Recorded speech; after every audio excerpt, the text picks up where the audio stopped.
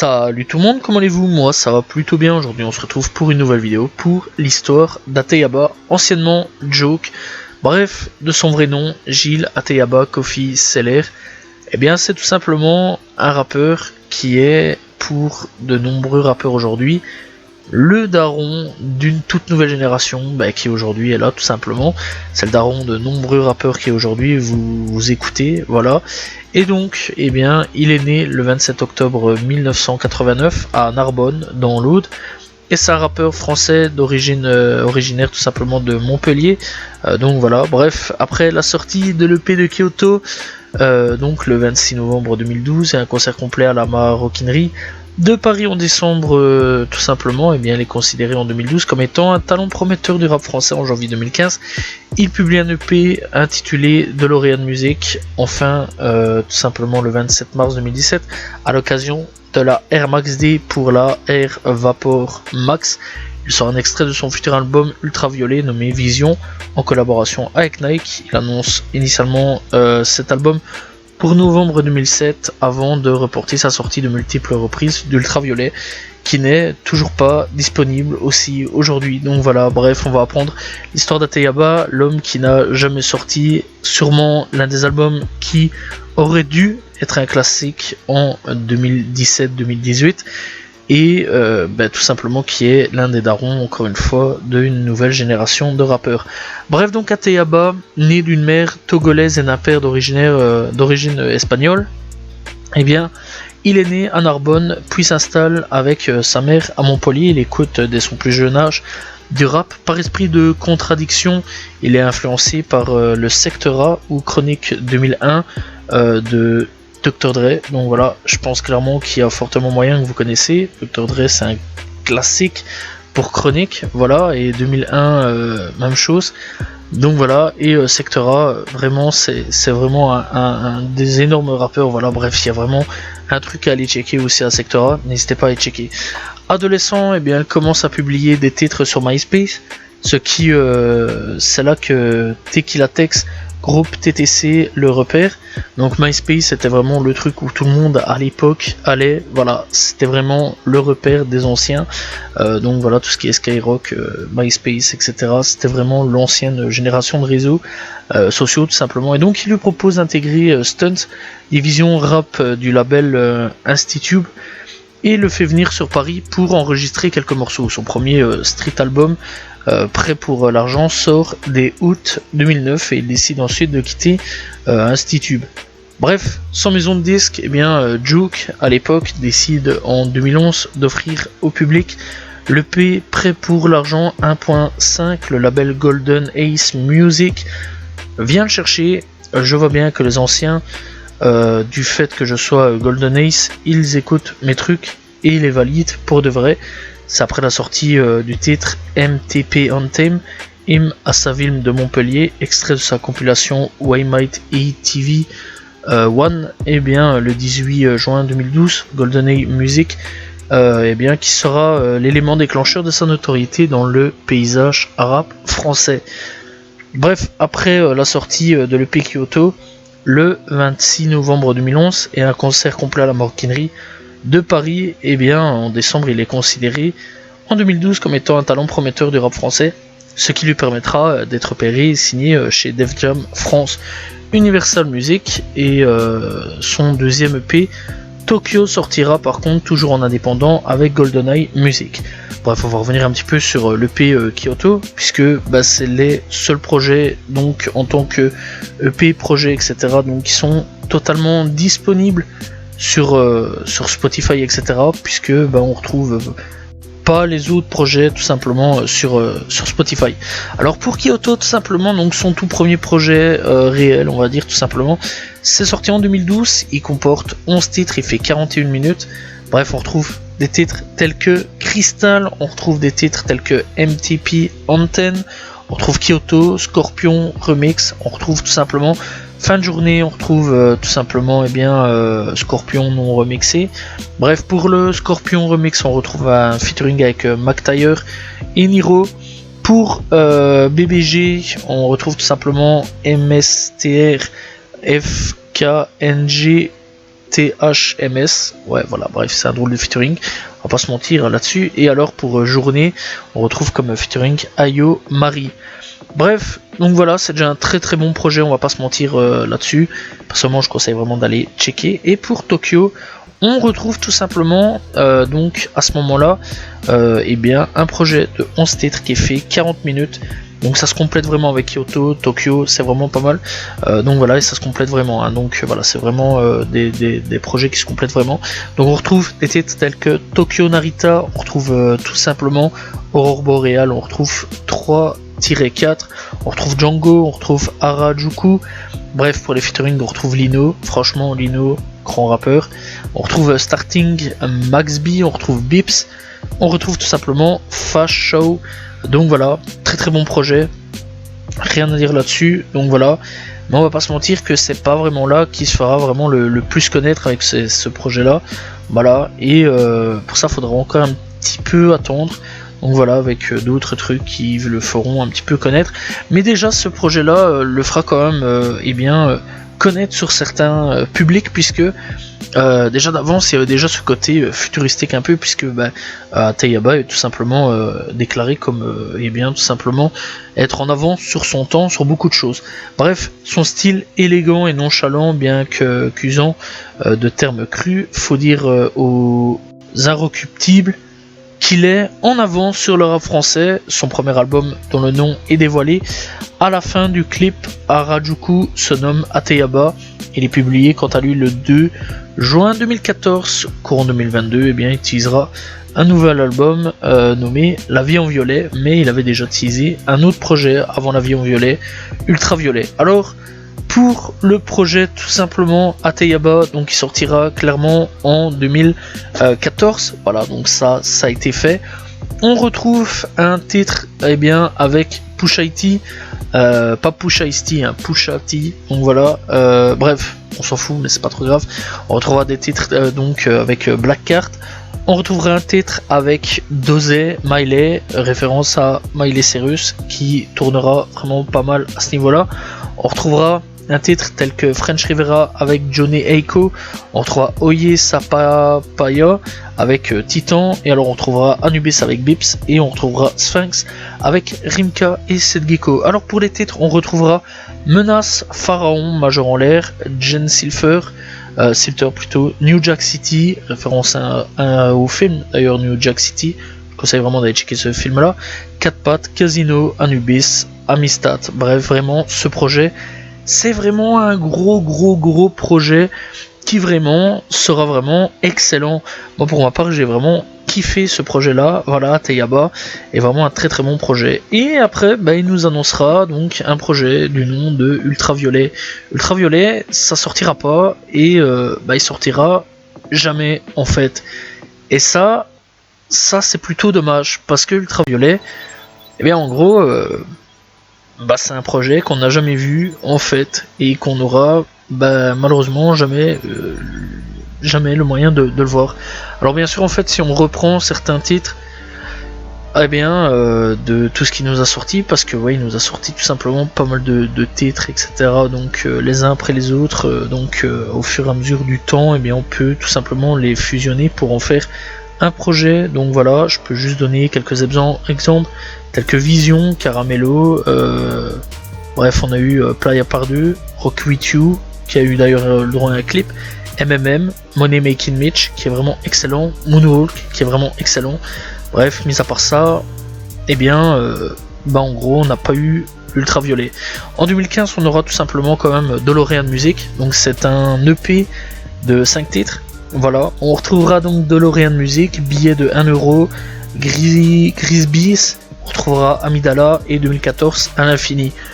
Après ça donc eh bien on n'aura que des singles jusque 2020 où il sortira Space Pack, où on retrouvera donc Drop Top, Ivy Président Kennedy, PDRB, on retrouvera Naomi Freestyle, on retrouvera LG Biri. Bref, vraiment des très bons sons, mais des sons qui malheureusement avaient déjà leak, et qui on va pas se mentir, c'est pas mauvais, mais on connaissait déjà sur l'ensemble de la base, puisque c'était déjà sorti malheureusement.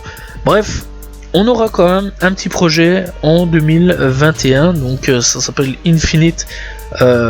Voilà, bref, on va pas dire le terme après, parce que voilà, on peut plus le dire maintenant, et bah, on ne dit pas non plus. Donc voilà, c'est un projet donc de 13 titres qui est sorti donc en 2021, où on retrouve quand même 13 titres, ce qui est déjà pas mal. On retrouve donc 35 minutes au total. Et on retrouve donc des projets et surtout des sons qu'on connaît déjà, tels que eh bien, LGBRI, Drop Top, Ave Président Kennedy, PDRB, Naomi Freestyle. Ouais, c'est tout simplement un EP qui s'est venu s'incruster sur un son. Bref, donc on retrouve donc des titres par contre inédits tels que Sekhmet, un Mangang, Purple Eyes, on retrouve Playa par 2, on retrouve Annie, Shopping, Final Fantasy, Nice. Bref, c'était déjà aussi des sons qui avaient malheureusement leak, voilà, et qui, le public, eh bien, a été vachement déçu. Et après tout ça, on n'a plus trop eu de nouvelles. Ouais, et ça c'est plutôt dommage. Mis à part quelques sons en fait qui sont sortis, toujours en 2021.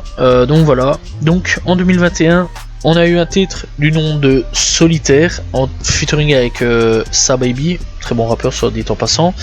Puis après, plus rien jusqu'en 2022 où il nous sort Finesse, très bon son, rien d'autre à dire. En 2022 toujours on retrouve Tassaba et après de nouveau plus rien jusqu'en 2023 où en 2023 par contre on aura des clips et je déconne vraiment pas. Voilà, donc en gros en 2023, il y a à peu près 2 mois et 4 semaines d'ici, on a eu 2 clips. ALC, clip tourné il y a quelques années d'ici, à peu près 2017, de ce que j'ai pu me renseigner, voilà là-dessus, et surtout dans les commentaires c'est plutôt marqué, 2017-2018, où par contre le clip est vraiment bien foutu, hein, on va pas se mentir, ALC vraiment un clip de fou. Alors tourné donc au Togo si j'ai bien compris, voilà, et tourné en Égypte. Bon, ça on va me dire c'est pas bien difficile hein, avec donc les pyramides de Gizeh, etc.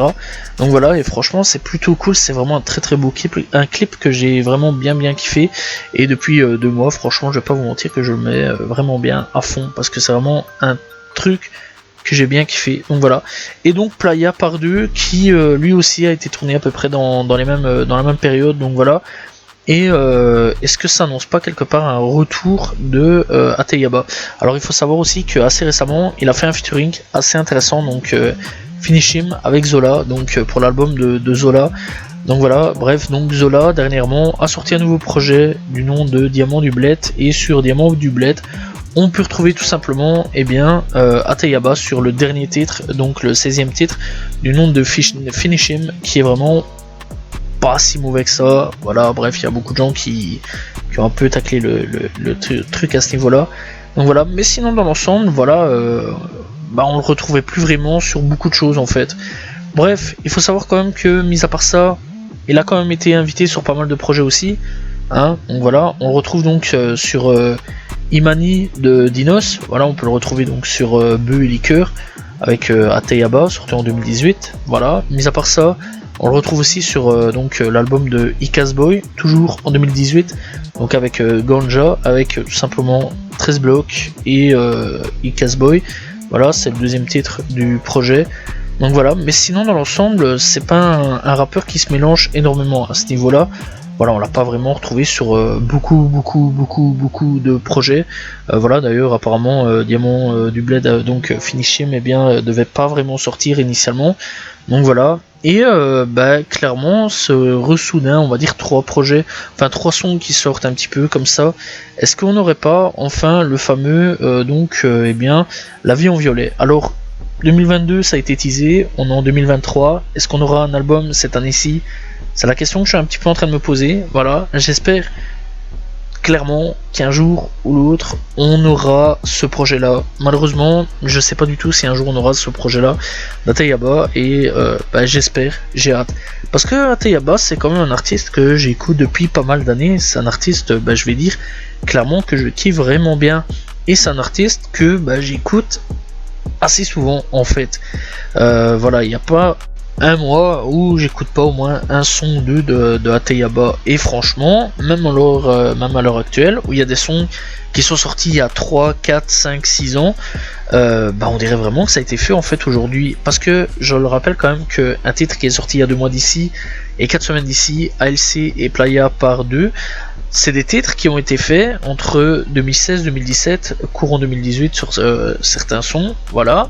Donc dans ce qui est sorti, hein, dans tout ce que j'ai parlé, donc ce qui sont sortis officiellement, c'est tous des sons qui ont été tournés dans ces dates-là. On est en 2023, ça sort seulement maintenant, et bah on dirait vraiment des sons actuels, d'actualité, tellement bah ça passe crème dans les oreilles en fait. Et c'est pour dire à quel point le mec était réellement avant-gardiste, était vraiment sur quelque part dans le futur, voilà, dans le futur, le mec était clairement dans le futur. Et bah je comprends pas pourquoi en fait on a eu tout simplement on n'a pas eu tout simplement de projet l'ultraviolet, le vrai projet d'ultraviolet. J'aurais bien voulu avoir tout simplement ultraviolet entre mes mains et pouvoir l'écouter. Malheureusement on n'aura jamais d'ultraviolet et ça c'est plutôt dommage parce que c'est un artiste qui clairement, on va pas se mentir, a influencé énormément d'artistes. Et je prends juste des exemples au hasard, vraiment. Hamza, je sais que ses premiers projets étaient vraiment tournés et basés sur de Ateyaba. On peut dire que même s'ils sont en froid, en guerre sur beaucoup de choses, et qu'il y a eu un clash, d'ailleurs j'en ai fait une histoire sur le clash, que Kra, il y a eu des inspirations sur certains points, voilà, s'il dit que c'est pas vrai, je sais pas, j'aurais un petit doute quand même, mais je trouve que Kra s'inspire quand même sur pas mal de choses sur Ateyaba. On note simplement aussi Bazola sur certains points qui s'inspire d'Ateyaba. Voilà, il y a toute une nouvelle génération hein, voilà, qui s'inspire énormément d'Ateyaba. On voit qu'Ateyaba a vraiment influencé énormément de jeunes et qu'il y a eu des travaux derrière. Parce que clairement, aujourd'hui, il y a beaucoup d'artistes qui citent Ateyaba comme étant une grosse référence dans le rap. Et même beaucoup de youtubeurs ou de journalistes spécialisés dans le rap citent vraiment comme influence et bien Ateyaba dans le rap, et qu'il y a eu une énorme influence malgré que bah, il y a eu quelque part une petite carrière gâchée avec ses absences. Alors pour cette année-ci, on espère avoir un projet, vraiment un projet pour 2023. J'ai vraiment hâte de voir un petit peu ce qu'il va nous faire, sachant qu'il a quand même sorti 2 clips et qu'il a l'air plutôt actif ces derniers jours, ces derniers mois, tout simplement sur les réseaux sociaux. Alors apparemment ce serait son dernier projet en français, puisque après il partirait vers du rap US, voilà, où il rapperait en anglais. Alors j'espère que non, parce que ce serait vraiment triste, voilà, et j'ai pas envie qu'un rappeur avec un talent hors norme disparaisse, parce que bah il en a décidé comme ça, et ça me ferait un peu chier, je vais pas vous mentir. Bref, je vais quand même vous donner quelques titres à aller écouter, quelques clips surtout à aller checker aussi, parce que on va pas se mentir quand même qu'il y a quand même des bons titres et des bons clips. Alors bien sûr, bah, ALC, Playa par 2, qui sont sortis récemment, sont vraiment des grosses dingueries. Rock With You, vraiment grosse dinguerie aussi, hein, sorti il y a 4 ans d'ici. MMM, vraiment j'ai vraiment bien kiffé ce son là, et je l'ai vraiment tourné dans tous les sens. Vision, sorti il y a 6 ans d'ici, qui est vraiment très bon. Donc voilà, on a Trapphone, on a tout simplement Amidala, on a tout simplement 2014 l'Infini, on a tout simplement Blackheart avec Pusha T, on a Vénus, on est sur les nerfs, sorti il y a 8 ans d'ici, qui est vraiment grosse dinguerie. Majeur en l'air aussi, on a tout simplement Harajuku, sorti il y a 9 ans d'ici. Bref, vraiment, on a Tassaba, on a LG, Biri, bref, on a vraiment beaucoup de titres quand même disponibles. Donc voilà, vraiment, je vous conseille vraiment d'aller checker tout ça. Donc voilà, et n'hésitez pas à aller checker donc la discographie d'Ateyaba qui est incroyable. Voilà, c'est la fin de cette vidéo, j'espère que vous avez apprécié l'histoire d'Ateyaba. N'hésitez pas à vous abonner, liker, commenter, partager. Salut tout le monde, ciao ciao.